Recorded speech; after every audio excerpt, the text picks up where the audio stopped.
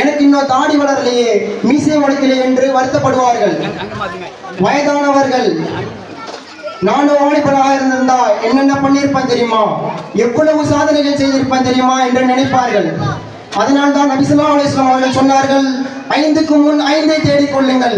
உங்களுடைய வயோதிகம் உங்களை வந்தடைவதற்கு முன் உங்களுடைய வாலிபத்தை நீங்கள் தேடிக்கொள்ளுங்கள் என்று சொன்னார்கள்.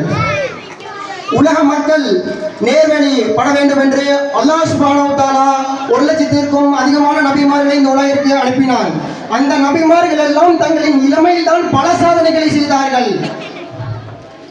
இளமையில் இச்சைகளை கட்டுப்படுத்தி தன்னுடைய இறை வணக்கத்தில் ஈடுபடுத்தியவரை மக்களுக்கு வழிகாட்ட தகுதி பெற்றவர். அந்த அடிப்படையில் ஐடியல் யங்ஸ்டர் பற்றி, முன்மாதிரி இளைஞர்கள் பற்றி அல்லாஹ்வே கூறுகிறான். இப்ராஹிம் அலைஹிஸ்ஸலாம் அவர்கள் உலகத்தை ஆட்சி செய்த அநியாய மன்னனான நம்ரூதை எதிர்த்து வாழ்ந்தார்களே, அவர்களின் வயது அப்போது வெறும் 17ஆகத்தான் இருந்தது. இப்ராஹிம் அலைஹிஸ்ஸலாம் அவர்கள் 20 வயதிற்குள் எண்ணற்ற சாதனைகளை செய்தார்கள். யூசுப் அலைஹிஸ்ஸலாம் அவர்கள்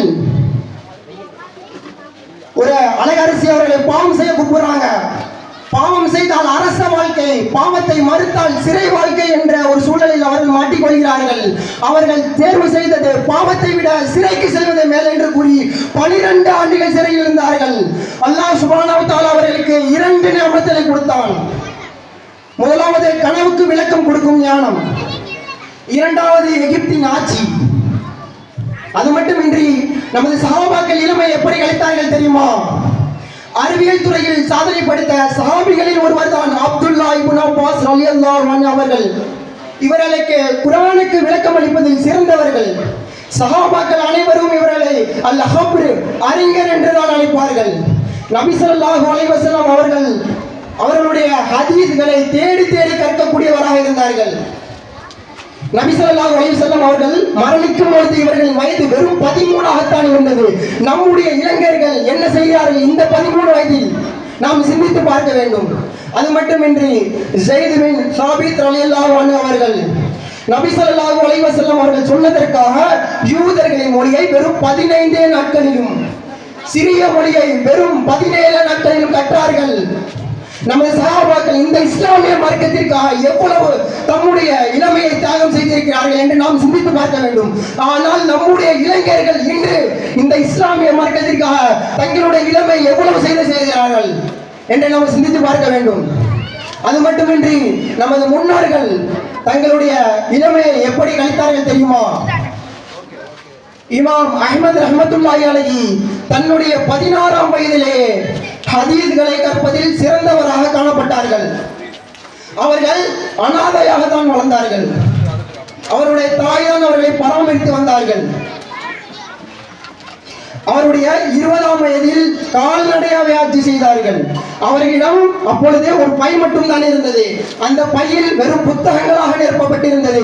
ஆனால் நம்முடைய இளைஞர்களின் பையில் இன்று என்ன இருக்கின்றது? வெறும் மொபைல் போனாக நிரப்பப்பட்டு இருக்கின்றது. நாம் சிந்தித்து பார்க்க வேண்டும். நாம் எதற்காக இந்த உலகிற்கு வந்தோம்? நம்முடைய வாலிபத்தை நாம் எப்படி செலவு செய்ய வேண்டும்? ஆனால் இன்று நம்ம இஸ்லாமிய இளைஞர்களுடைய நிலையை சிந்தித்து பார்க்கும் பொழுது மிக கேள்விக்குறியாக இருக்கின்றது. கவலைப்படக்கூடிய ஒரு நிலையில் தள்ளப்பட்டிருக்கின்றோம். நாம் சொர்க்கவாதிகள் சொர்க்கத்தில் நினைக்கும் பொழுது இளமையே இல்லாத, வயோதிகமே இல்லாத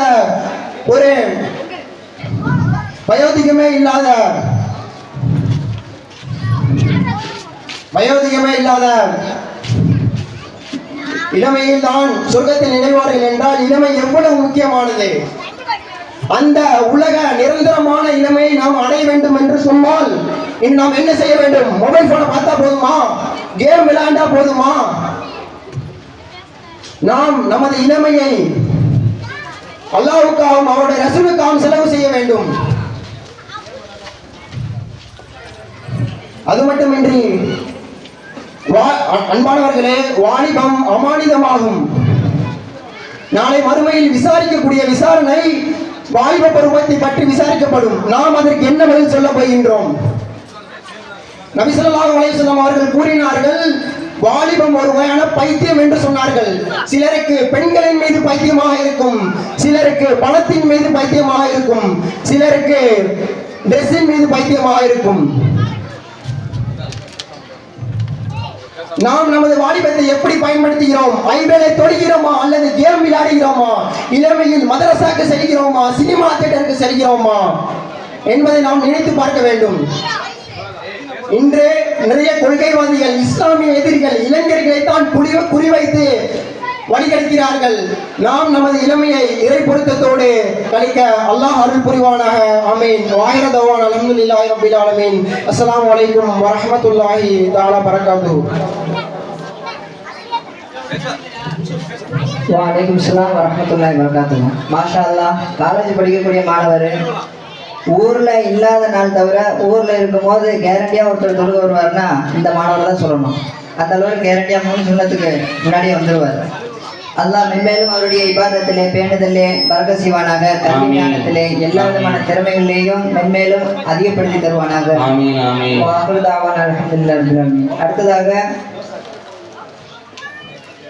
முகமது இஸ்ஹாக் பாய் அவர்களுடைய மகனார் முகமது சுஹைல் இக்காலத்தில் இருக்கக்கூடிய சீர்கேடுகளை பற்றி பேச வருகிறார்.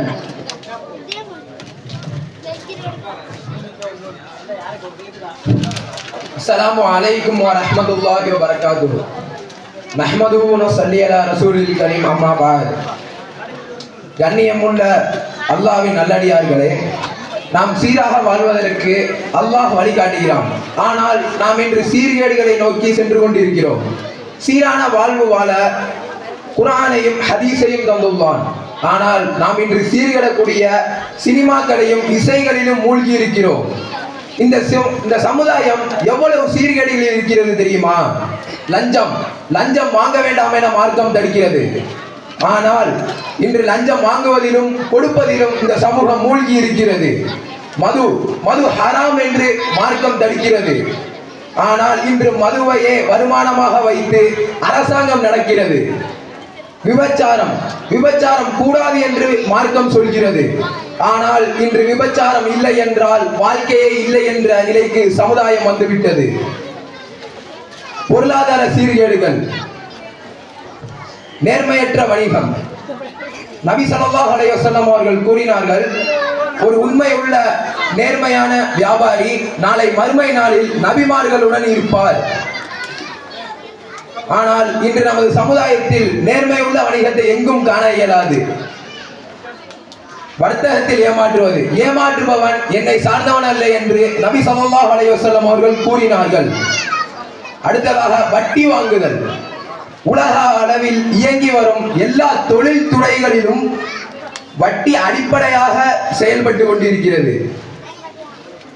விபச்சாரமும் வட்டியும் மலித்து காணப்படும் சமுதாயம் இறை தண்டனைக்கு ஆளானது என்று நபி ஸல்லல்லாஹு அலைஹி வஸல்லம் அவர்கள் கூறினார்கள். 36 முறை விபச்சாரம் செய்வதை விட கடுமையான குற்றம் வட்டி வாங்குவது. பூமியில் குழப்பம் உண்டாக்குதல். வல் ஃபித்னது அஷ்ஷத்து மினல் கத்ல். குழப்பம் உண்டாக்குவது கொலை செய்வதை விட கடினமானது என்று அல்லாஹ் குர்ஆனில் கூறுகிறான். கலவரங்கள். கடந்த ஆண்டு மட்டும் காரணமின்றி எத்தனையோ கலவரங்கள் நடந்துள்ளது. ஆக்கிரமிப்புகள். எந்த சமுதாயத்தில் மோசடி பரவலாகிவிடுமோ அவர்களுக்கு மத்தியில் பயத்தை அல்லாஹ் ஏற்படுத்தி விடுவான்.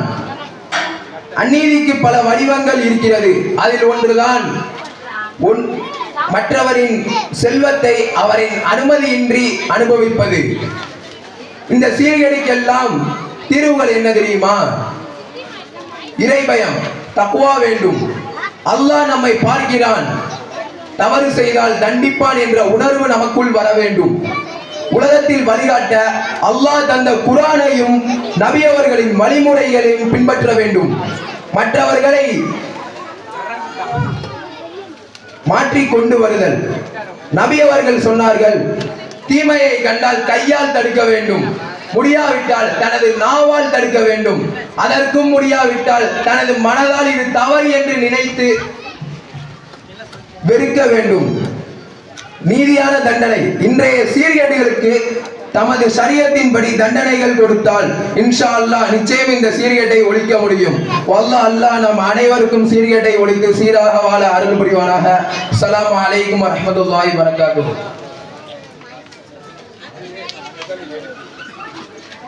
மாஷா அல்லாஹ் அழகான முறையில் பயான் செய்து சென்றிருக்கிறார். அல்லாஹ் அவருடைய எல்லா விதமான திறமைகளையும் பறக்க செய்வானாங்க. கோட்டைப்பண்ணைக்கு போனாலும் மல்சாவுக்கு வந்தோம்னு சொல்லிட்டு காலையில் மாலையில் முடிஞ்ச வரைக்கும் லீவு அதிகம் வந்தாலும் கூட முடிஞ்ச வரைக்கும் முயற்சி செய்வார் மல்சாவுக்கு வர்றதுக்கு. அல்லாஹ் மென்மேலும் அவருடைய அருளை பறக்க செய்வானாங்க. அடுத்தபடியாக பெரிய பள்ளிவாசனுடைய மாணவர்களில் இறுதியானவர் சாகுல் ஹமீத் பாய் அவர்களுடைய மகனார் முகமது நௌஃபில் உமர் ரலியல்லாஹு அன்ஹு அவர்களை பற்றி பேச வருகிறார்.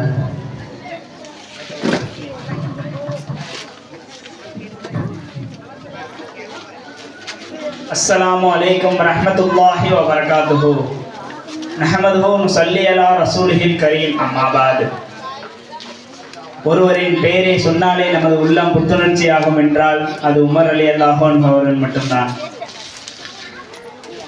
அவர்களுடைய சாதனைகளில் பலதை நாம் பேசலாம். அவர்களுடைய நேர்மை, அவர்களுடைய நீதி, அவர்களுடைய செயல் ஒன்று ஒன்றும் அப்படிப்பட்டது. அதில் மிக சிறந்தது அவர்களுடைய வீரம். அவர்களுடைய வீரத்தை வையகமே வியந்து போற்றுகிறது. அல்ஹம்துலில்லாஹ். பாருங்க, அவர்களோட வீரத்தை வையகமே வியந்து போற்றுகிறது. அந்த அளவுக்கு அவர்களோட வீரம் பல நூற்றாண்டு கடந்தாலும்